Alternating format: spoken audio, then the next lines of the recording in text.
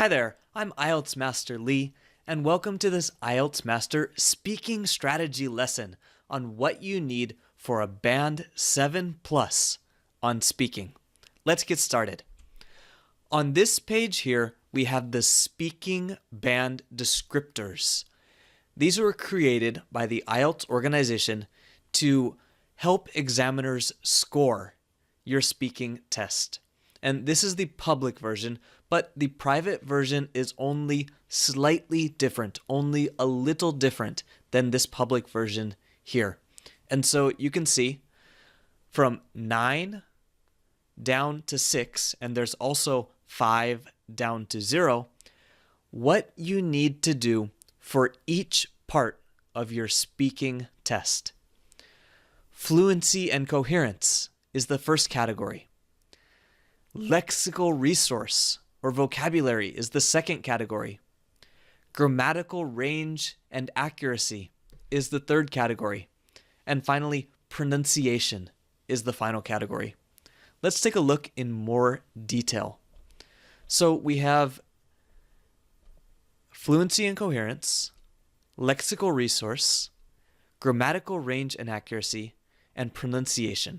And your score is the average of these 4 categories. So for example, if you got a 7 in fluency and coherence, a 7 in lexical resource, which means vocabulary, a 6 in grammatical range and accuracy, and a 6 in pronunciation, you add these 4 scores together and divide by 4.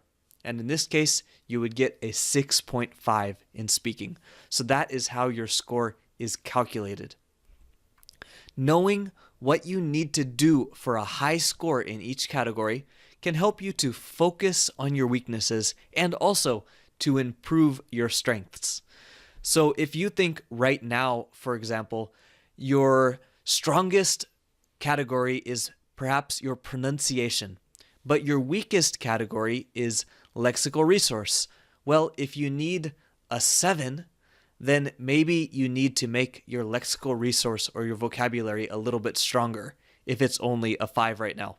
So that's how you can use these band descriptors to choose what you need to practice with your speaking. All right, let's look in some more detail at each category. First is fluency and coherence, and I'm going to tell you what you need to do to get a band 7 or better in fluency and coherence. So first, can you speak fluently without too much effort? It's easy to see when people are trying very hard to speak. For other people, it just comes out more naturally.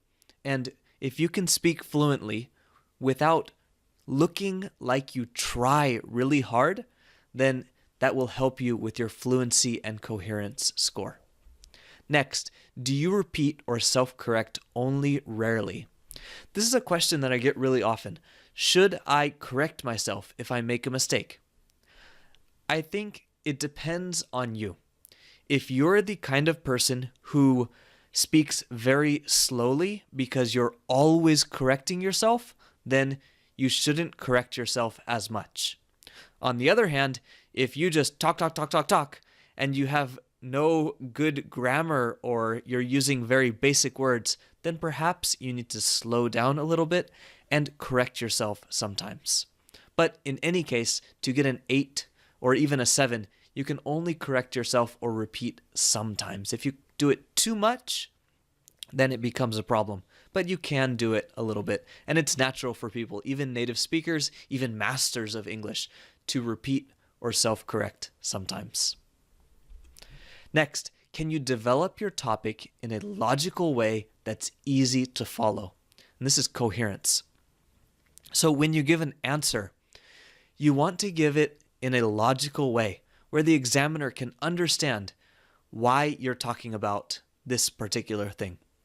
If you jump from here or over there and you're talking about lots of different things and it doesn't really make sense, your score will go down for fluency and coherence.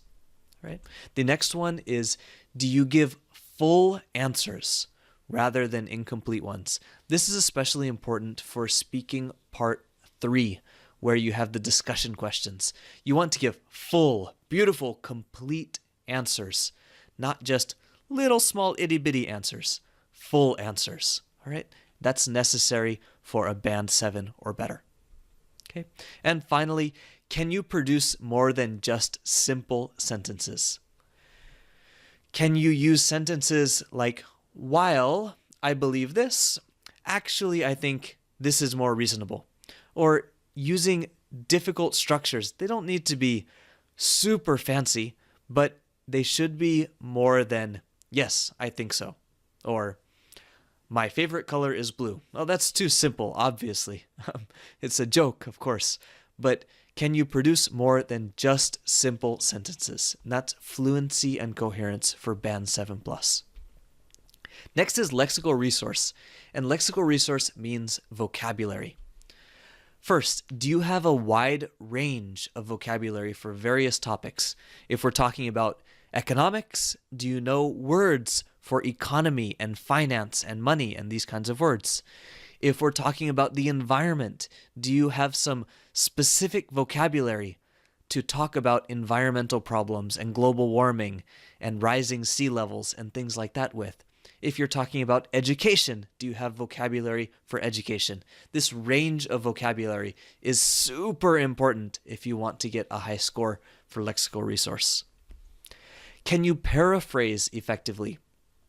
If the examiner asks you, what kind of houses are popular in your neighborhood? And you say, in my neighborhood, these kinds of houses are popular. You just said the same words that the examiner said. That's not going to help your vocabulary score. So you want to be able to paraphrase, to change the words just a little bit. You don't need to change all of the words, but to change some of the words to give your answer a little bit of uniqueness, to make it just for you. So the examiner knows this person isn't copying me.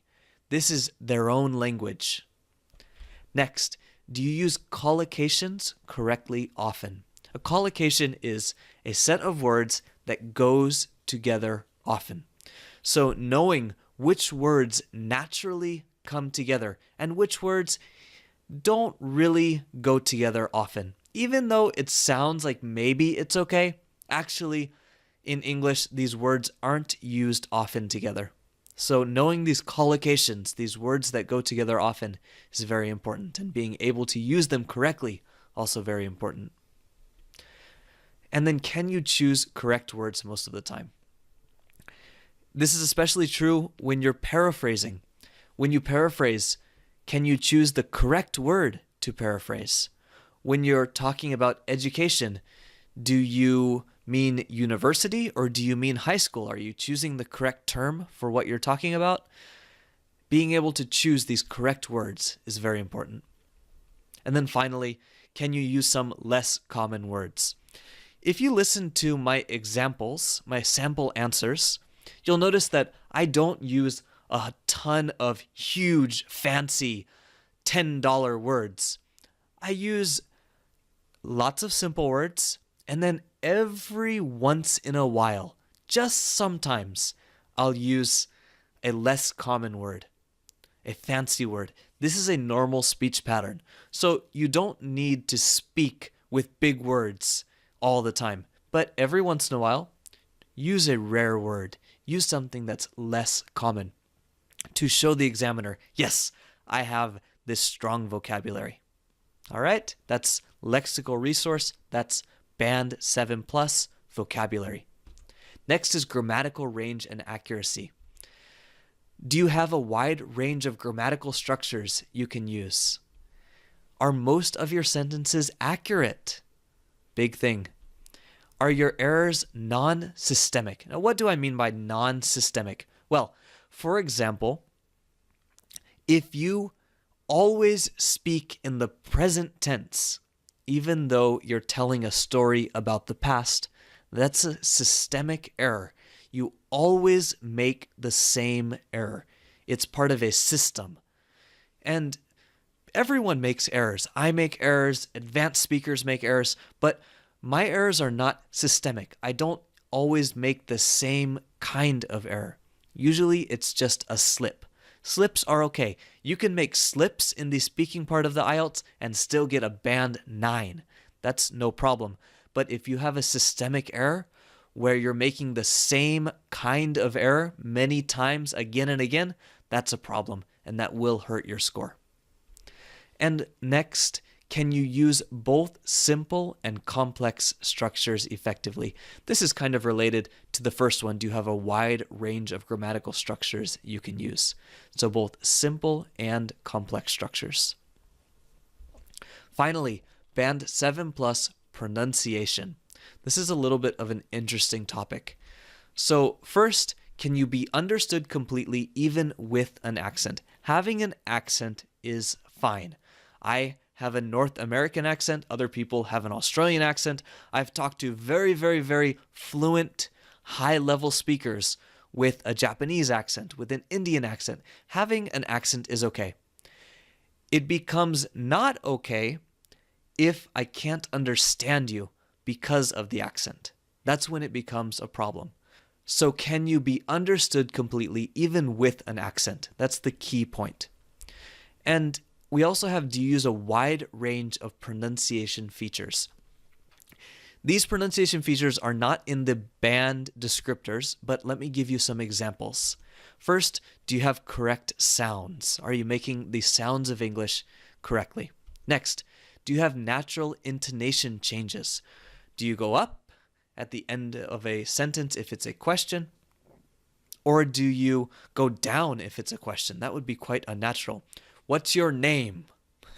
Very strange, right? If you're speaking, are you using natural intonation changes? Connected speech. Are you linking your words together in a natural way? Or are you not using connected speech? This is a problem. For example, hello, my name is Lee. I am, okay. Just like that, that's not connected. I sound like a robot, right, if I do that. So using connected speech in a natural way is very important for having high-level pronunciation. And then finally, do you separate your sentences into idea groups, into natural idea groups? When you're speaking, if you listen to people speak, they will say some words and then pause and then say some more words and then pause and then finally say some more words. We don't always have commas in our speech. That's kind of strange. But we do have idea groups. And before and after these idea groups, there's usually a pause. For example, let's look at this sentence. I'm from the United States, and I spent about 18 years there when I was growing up. Can you tell that I paused at different times of this last example sentence? I paused after talking about 18 years. I paused after the United States because I had completed these ideas. This is an idea group and a natural place to pause. And this is also part of your pronunciation. All right? So that's what you need for Band 7+ pronunciation. Let's talk about an action step. What can you do with this information? Well, first, record yourself doing an IELTS speaking test, and then listen to the recording and score yourself using the public band descriptors. Finally, tell yourself or ask yourself, where do you think you are right now? And what do you need to do to improve? If you want ideas, then tell me down in the comments what you think you need to improve on. And if you want, you can ask for some ideas. I'll include a link to the public band descriptors in the description of this video. So take a look there. Thanks so much. I really appreciate you watching this video today. If you'd like more content like this, please subscribe to our YouTube channel. And you can find us at youtube.com/IELTSmaster or IELTS-master.com. And last but not least, tell me, what do you want to see next? I'm looking forward to hearing from you. Have a fantastic day.